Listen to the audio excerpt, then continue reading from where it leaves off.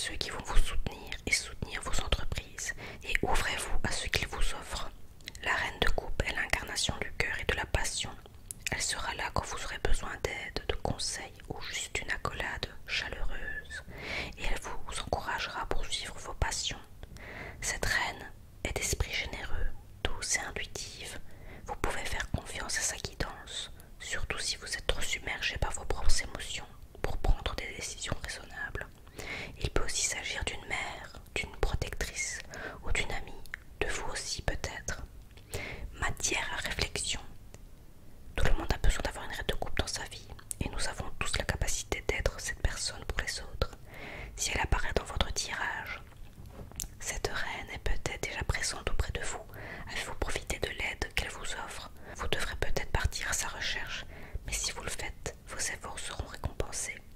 Ou peut-être que vous endossez le rôle de la reine de coupe pour les autres. Si c'est le cas, on peut vous admirer et vous féliciter.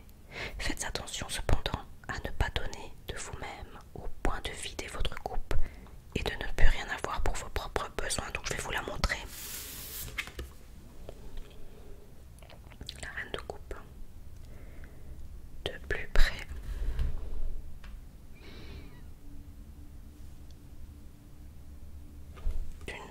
Voilà la réponse à un questionnement. Si vous avez choisi l'améthyste, alors maintenant on va passer à l'ambre. Nous avons les amoureux.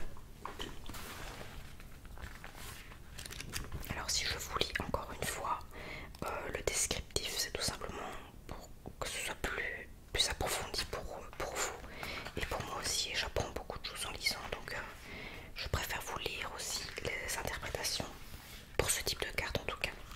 Alors, les amoureux. L'amour est tout autour de nous. Deux sorcières se tiennent par la main. Je vais vous montrer la carte.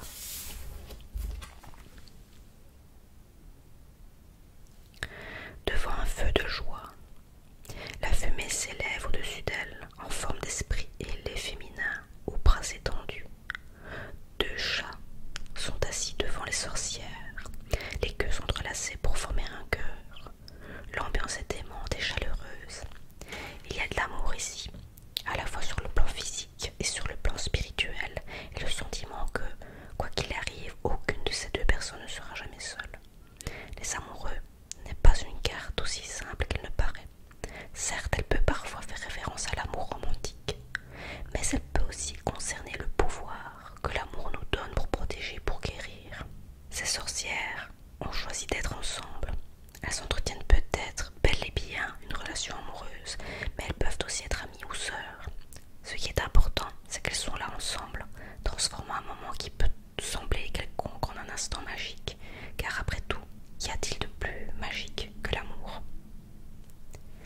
Matière à réflexion.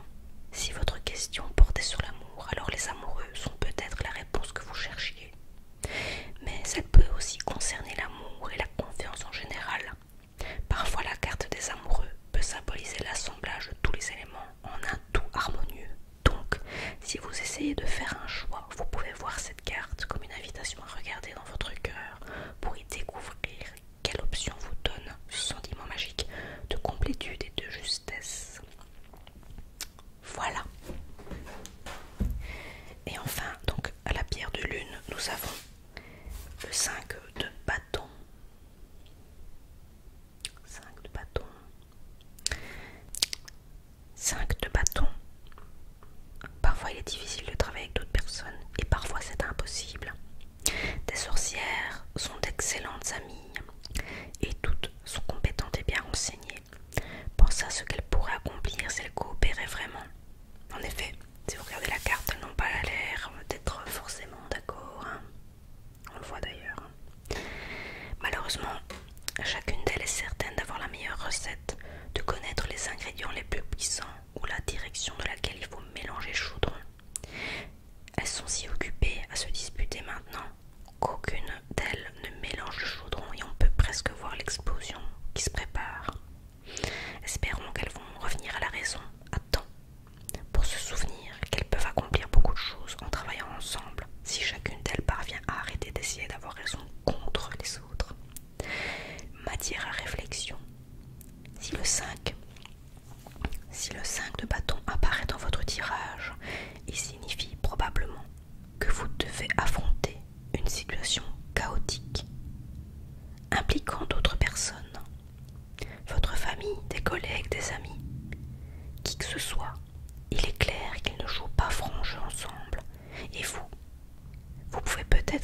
réconcilier, être celle ou celui qui aide tout le monde à travailler ensemble d'une façon plus productive.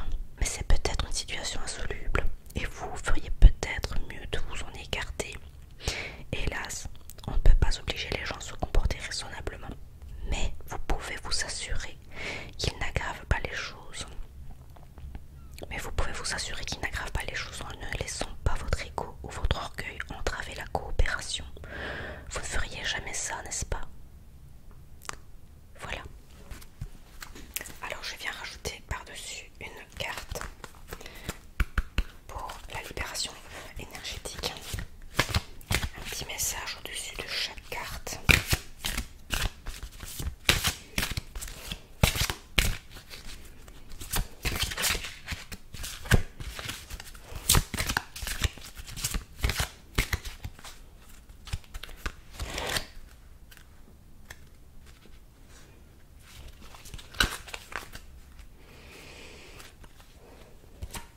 Alors sur la reine de coupe, sur les amoureux, ensuite on va prendre sur le 5 de bâton.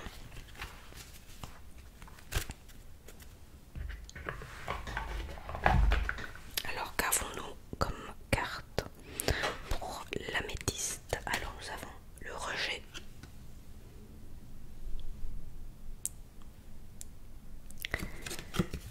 voilà. Nous avons ensuite blocage karmique. Alors il n'y a pas de corrélation entre la carte du tarot et ça, c'est vraiment si vous choisissez l'ambre, dans ce cas-ci, voilà. Ou encore la pierre de lune, ou encore l'améthyste. Et pour la pierre de lune, vous avez environnement extérieur nocif. Alors voilà, donc ça c'est le message de libération énergétique. Qu'est-ce qu'on vous dit pour l'améthyste? Donc on vous parle du rejet. Le rejet.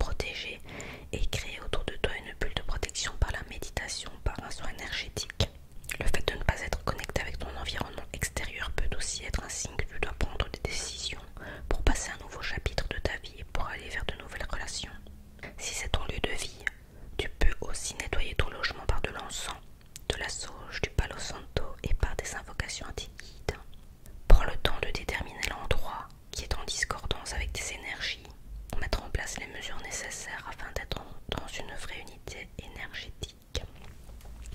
Et bien voilà, j'espère que ce tirage vous aura plu, t'aura plu. Dites-moi un petit peu ce que vous avez choisi et si ça vous parle. Voilà, donc encore une fois pour info, une pierre avec un message, une donc du tarot, histoire de sorcière, et par-dessus, vous avez la libération énergétique. Donc, par rapport à vos énergies du moment, vous avez le petit message qui va avec. Et dites-moi encore une fois si l'améthyste